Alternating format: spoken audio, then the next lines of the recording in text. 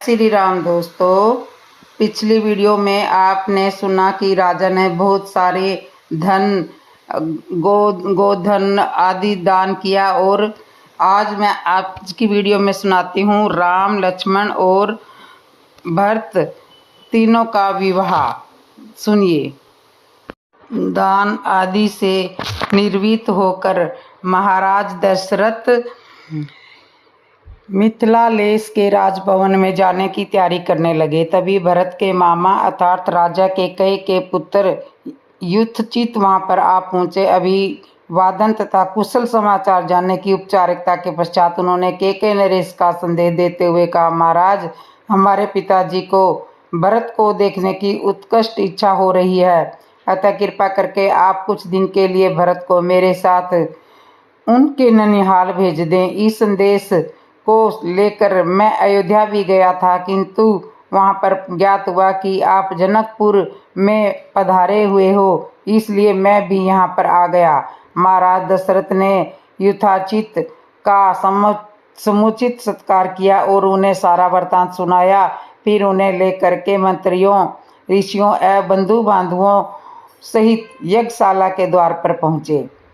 थोड़ी देर बाद नाना प्रकार के आभूषणों को धारण किए हुए श्री रामचंद्र अपने भाइयों भरत, लक्ष्मण और शत्रुघ्न के साथ उनके पास आकर के खड़े हो गए। गुरु वशिष्ठ ने जनक के पास जाकर कहा, हे विदेहराज, महाराज दशरथ अपने चारों पुत्रों के साथ अंदर आने की अनुमति चाहते हैं। जनक इस पर महाराज जनक बोले, हे महर्षि, इस प्रकार अनुमति मांगकर के मुझे क्यों लज्जित कर रहे हो? वे अयोध्या के ही नहीं मिथिलापुरी के भी स्वामी हैं और मैं तो उनका एक छोटा सा दास हूँ। क्या कभी स्वामी अपने दास से आज्ञा मांगता है? उनसे कहिए, चारों कन्याएं विवाह वेदी पर प्रतीक्षारत है, वे निष्कोच अंदर पधारने का कष्ट करें। शुभ लगन का समय भी हो गया है, मैं समय चलकर उन्हें सादर से ले आता हूँ। इतना कह करके वे महाराज दशरथ के पास पहुँचे और उन सबको यज्ञस्थल में ले आए। सबको यथोचित आसन देकर जनक ने उनकी पूजा की। फिर वशिष्ठ जी से बोले, हे महर्षि, आप इन ऋषि मुनियों के साथ विवाह कार्य संपन्न कराइए। आपसे अधिक योग्य पुरोहित और कौन हो सकता है? गुरु वशिष्ठ, महर्षि विश्वामित्र और मिथिला के राज पुरोहित सत्यानंद विवाह कार्य संपन्न कराने के लिए लगे। सबसे पहले वैदिक विधि के अनुसार विवाह के लिए वेदी का निर्माण कराया गया।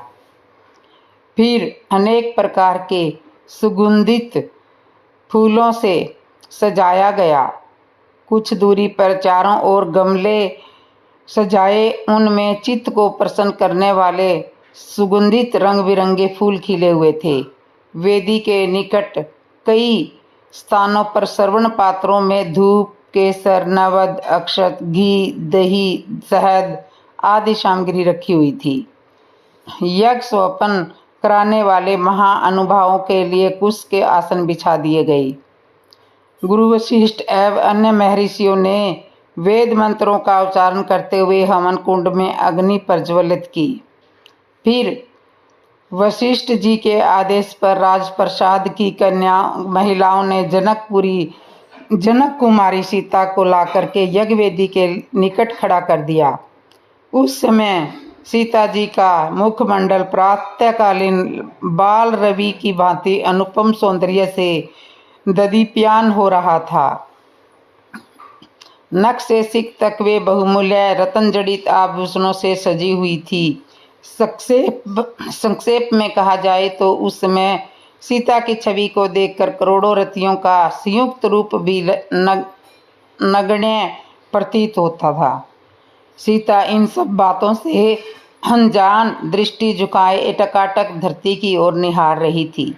महाराज जनक अपनी लाडली पुत्री सीता को श्री राम के निकट खड़ा करके विनीत स्वर में बोले, हे रघुकुल तिलक रामचंद्र, मैं अपनी पुत्री सीता का हाथ आपके सशक्त हाथों में सौंपते हुए यह कामना करता हूँ कि मेरी पुत्री आपकी अर्धांगिनी होकर सदा छाया की भांति आपका अनुसरण करती रहे। अतः हे कौशल कुमार, इसे आप अपनी पत्नी के रूप में स्वीकार कीजिए। आज से यह आपके सुख दुख की संगिनी हुई। यह कहकर राजा जनक ने अंजलि में संकल्प के लिए लिया हुआ जल वेद मंत्रों से पवित्र करके हृदय की संपूर्ण भावनाओं के साथ जोड़ दिया। महिलाएं मंगल गान करने लगी। मृदंग, दुदुभी तथा नाना प्रकार के वाद्य यंत्रों का सुमधुर स्वर चारों ओर गूंजकर इस हर्षपूर्ण घटना की ओर सूचना देने लगा।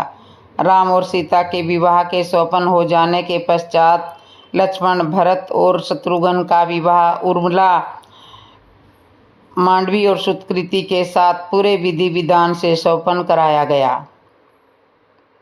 राजा जनक अपने नेत्रों में स्नेहपूर्ण आंसू भरकर बोले, हे अयोध्या के राजकुमारों, आप चारों भाई सूर्यकुल के गौरव, पराक्रमी, धर्मपरायण, तेजस्वी, सौम्य, विद्वान एवं सदाचार के गुणों से मंडित हैं।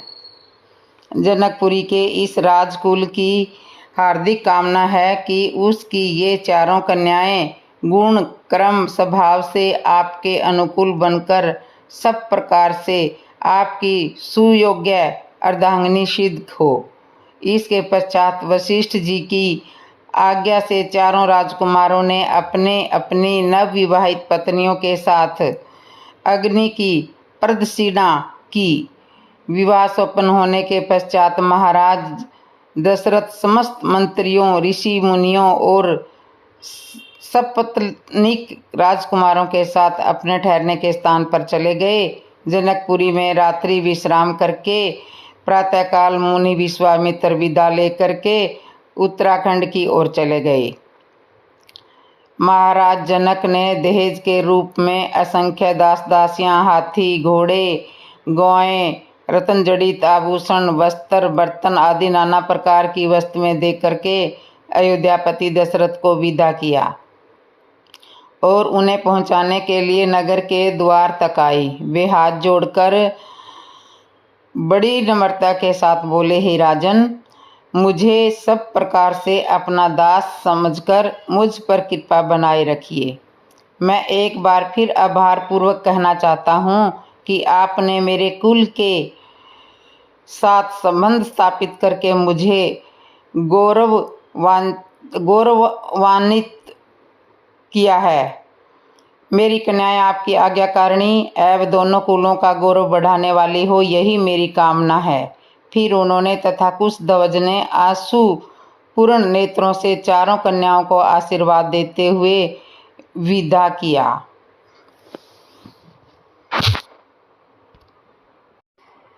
राम, लक्ष्मण, भरत, शत्रुघ्न और दशरथ के साथ चारों नवविवाहित बहुएं सीता, उर्मिला, मांडवी, सुकृति सब अयोध्या में आ चुकी थी और अयोध्या में उनका बहुत अच्छे से आदर सत्कार हुआ, मुंह दिखाई की रस्म हुई। उसके बाद में राम के राज तिलक की घोषणा हुई। कैकेयी पहुंचकर भरत अपने भाई शत्रुघ्न के साथ आनंद पूर्वक अपने दिन व्यतीत करने लगे।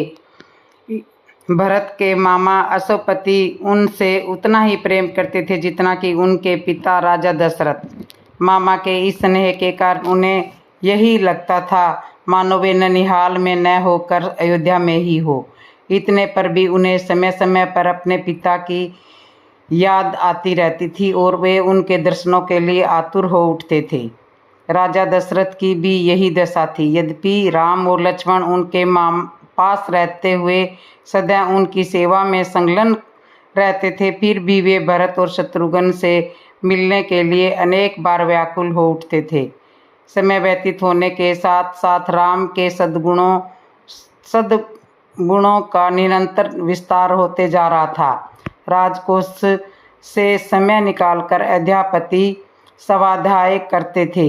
वेदों का सांगोपांग अध्ययन करना और सूत्रों के रहस्यों का समझकर उन पर मनन करना उनका स्वभाव बन गया था।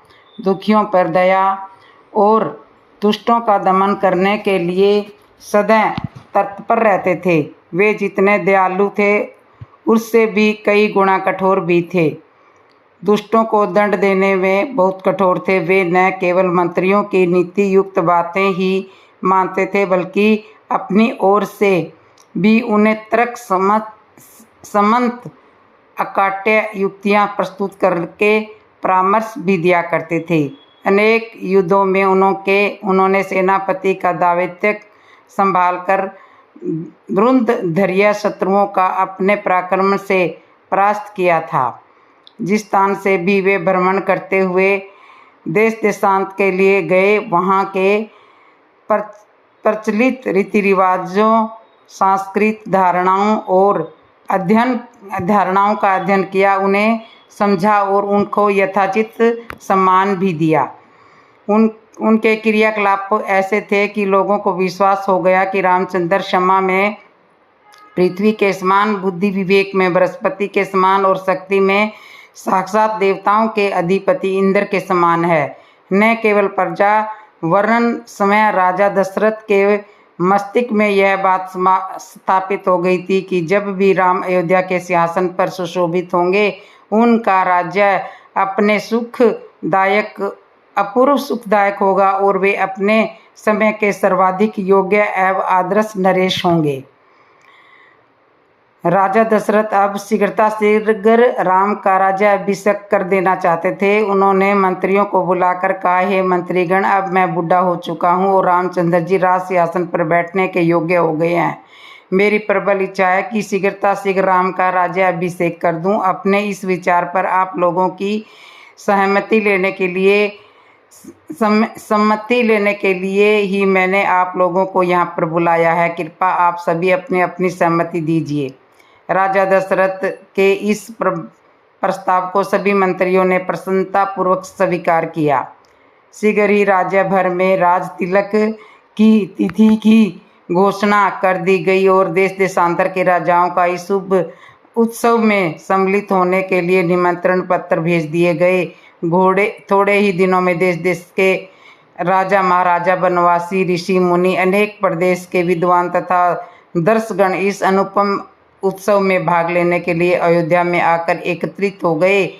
आए हुए सभी अतिथियों का यथोचित आदर सत्कार, स्वागत तथा समस्त सुविधाओं के साथ उनके ठहरने का प्रबंध कर दिया गया।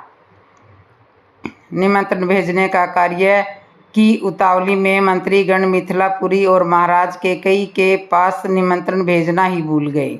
राजतिलक के केवल 2 ही दिन शेष बचे थे कि मंत्रियों को इसका ध्यान आया। वे अत्यंत चिंतित हो गए और डरते डरते अपनी भूल के विषय में महाराज दशरथ को बताया। यह सुनकर महाराज को बहुत दुख हुआ, किंतु अब कर ही क्या सकते थे। सभी अतिथि आ चुके थे, इसलिए राज तिलक की तिथि को टाला भी नहीं जा सकता था। अतः वे बोले, अब जो हो गया सो हो गया, परंतु बात बड़ी अनुचित हुई है।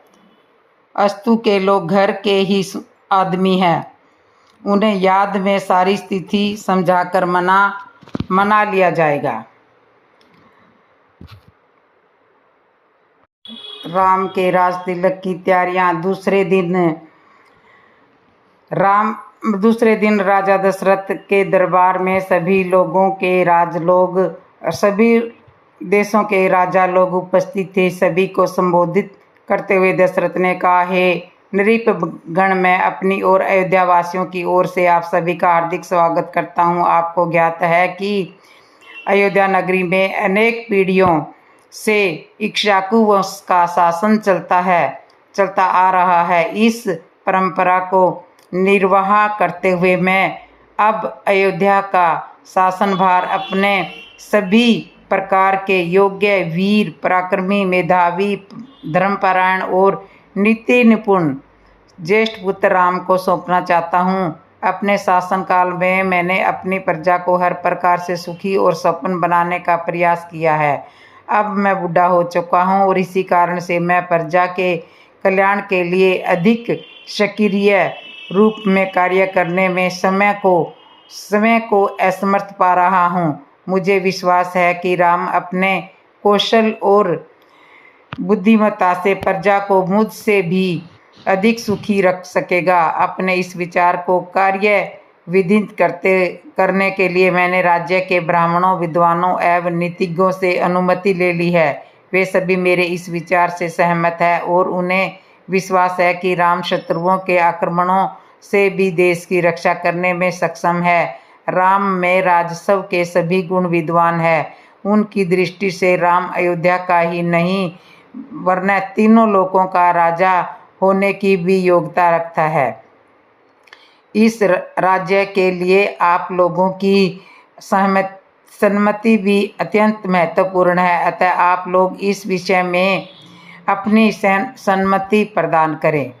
महाराज दशरथ के इस प्रकार कहने पर वहां पर उपस्थित सभी राजाओं ने प्रसन्नतापूर्वक राम के राज तिलक के लिए अपनी सम्मति दे दी।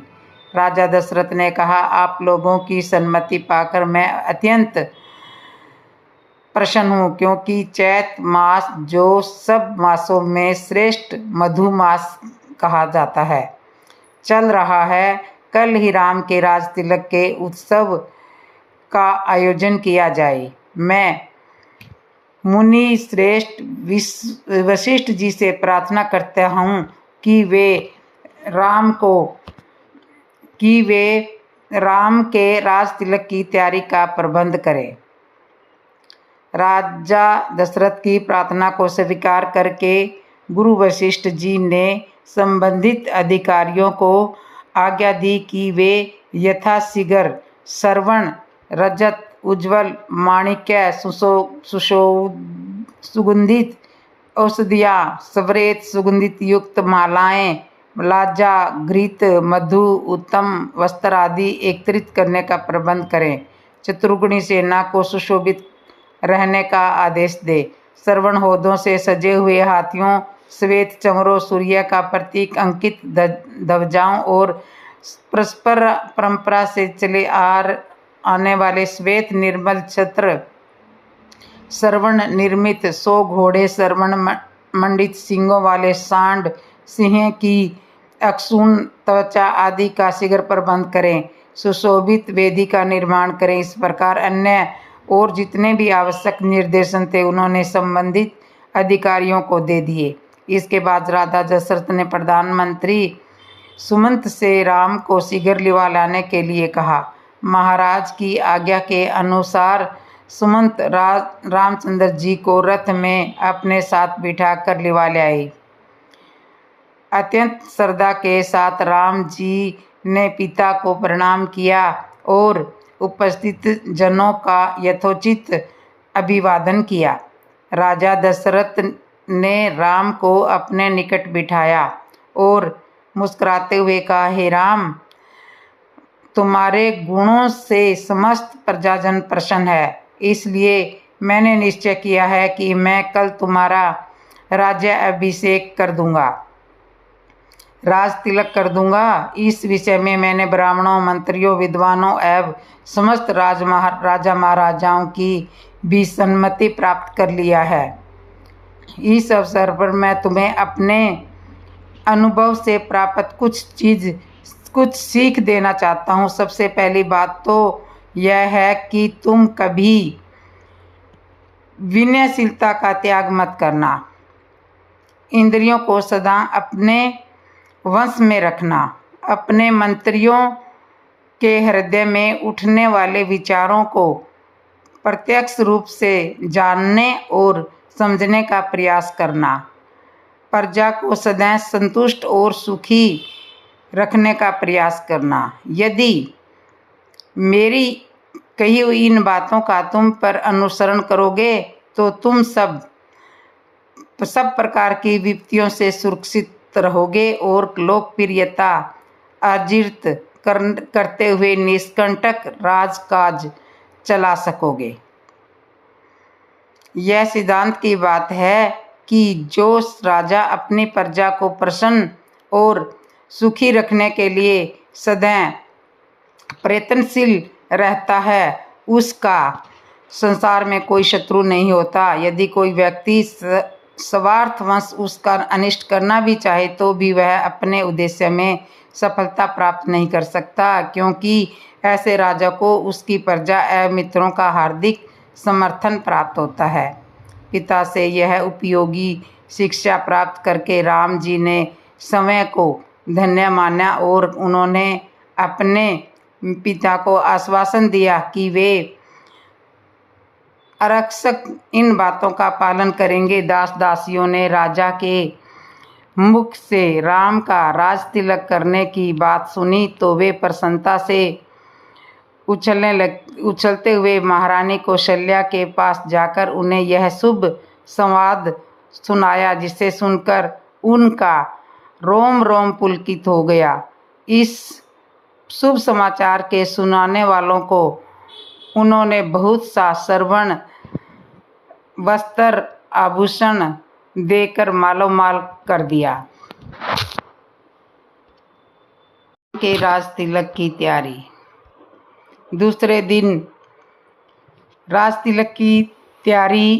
दिन राजा दशरथ के दरबार में सभी देश के राजा लोग उपस्थित थे। सभी को संबोधित करते हुए दशरथ ने नृपगण में अपनी और अयोध्यावासियों की ओर से आप सभी का हार्दिक स्वागत किया।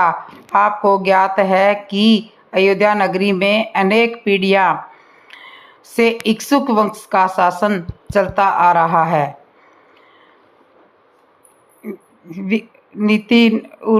शासन चलता आ रहा है। कई कोप भवन में राम के राज तिलक का शुभ समाचार अयोध्या के घर घर में पहुंच गया। पूरी नगरी में प्रसन्नता की लहर फैल गई। घर घर में मंगल गाया जाने लगा। स्त्रियां मधुर स्वर में रात भर मंगल गान करती रही। सूर्य उदय होने पर नगरवासी अपने अपने घरों को ध्वजा, पताका, बंदरवाल आदि से सजाने लगे। हाट बाजारों को भांति भांति से सुगंधित और रंग बिरंगे पुष्पों से सजाया गया। गवैये, नट नर्तक आदि अपने आश्चर्यजनक करतब दिखाकर नगरवासियों का मनोरंजन करने लगे। स्थान स्थान में कंदली स्तंभों के द्वार बनाए गए। ऐसा प्रतीत होने लगा कि अयोध्या नगरी नववधू के समान श्रृंगार करके राम के रूप में वर के आगमन की प्रतिज्ञा कर रही है। किंतु राम के राज तिलक का समाचार जानकर एवं नगर की इस अद्भुत श्रृंगार को देखकर रानी कैकेयी की प्रिय दासी मंथरा के हृदय को असहनीय घातक लगा। वह सोचने लगी, यदि कौशल्या का पुत्र राजा बन जाएगा तो कौशल्या को राजमाता का पद प्राप्त हो जाएगा और कौशल्या की स्थिति अन्य रानियों की स्थिति में श्रेष्ठ हो जाएगी। ऐसी स्थिति में उसकी दासियां भी समय को मुझसे श्रेष्ठ समझने लगेगी। वर्तमान में कैकेयी राजा की सर्वाधिक प्रिय रानी है और उसकी कारण से महारानी कैकेयी का ही राजमहल पर शासन चलता है। कैकेयी की दासी होने का श्रेय प्राप्त होने के कारण राजप्रसाद की अन्य दासियां मेरा असम्मान करती है। यदि कौशल्या राजमाता बन जाएंगी तो मेरा यह स्थान मुझसे छिन जाएगा। मैं यह सब कुछ सहन नहीं कर पाऊंगी। अतः इस विषय में आवश्यक ही मुझे कुछ करना चाहिए। ऐसा विचार करके मंथरा ने अपने प्रसाद में लेटी हुई कैकेयी के पास जाकर के कहा, महारानी आप सो रही हैं। यह समय क्या सोने का है?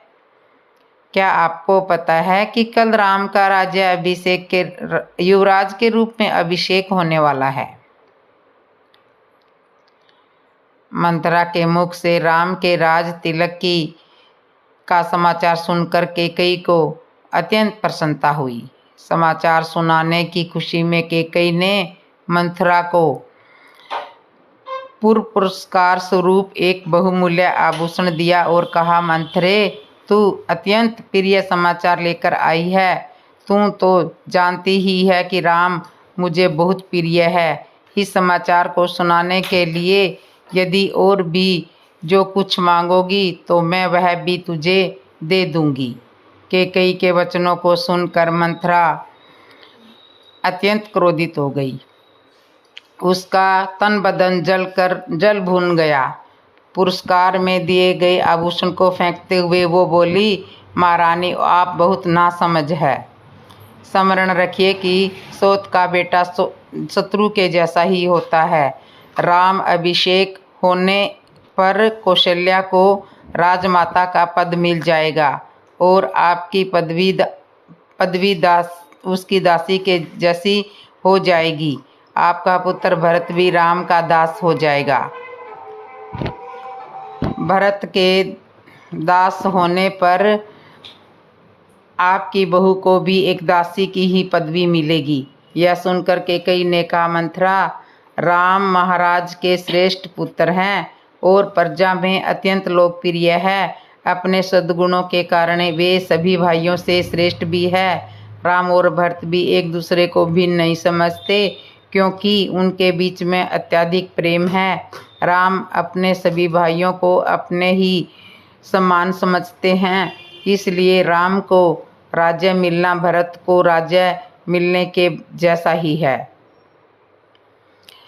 यह सब सुनकर मंथरा और भी दुखी हो गई। वह बोली, किंतु महारानी, आप यह नहीं समझ रही कि राम के बाद राम के पुत्र को ही अयोध्या का राज सिंहासन प्राप्त होगा तथा भरत को राज परंपरा से अलग होना पड़ जाएगा। यह भी हो सकता है कि राज्य मिल जाने पर राम भरत को राज्य से निकाल भी दे या यमलोक भी भेज दे।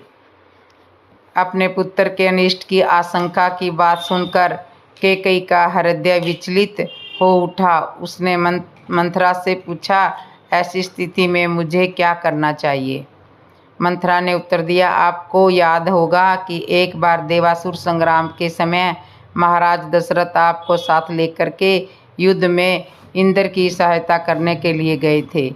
उस समय युद्ध में असुरों के अस्त्र शस्त्रों से महाराज दशरथ का शरीर झज्जर हो गया था और वे मूर्छित हो गए थे।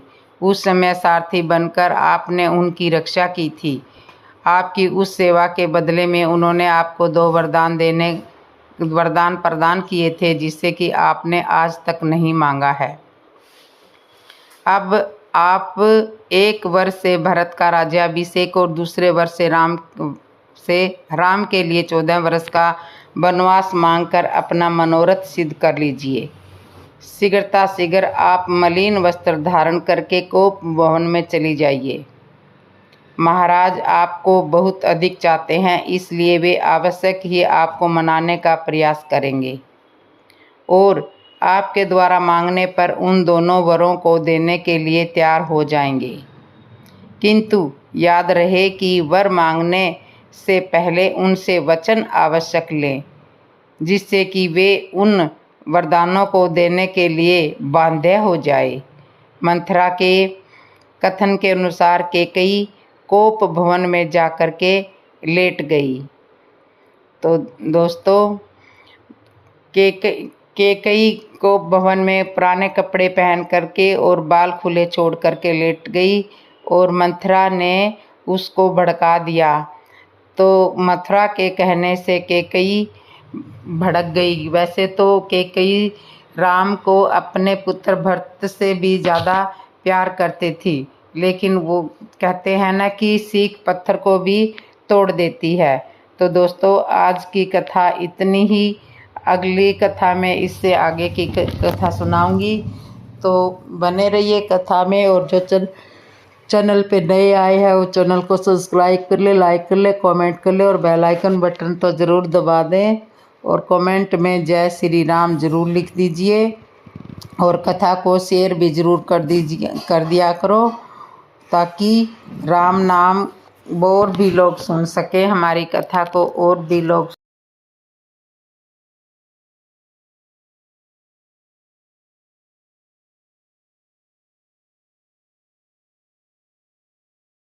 जय श्री राम ज़रूर बोल दीजिए।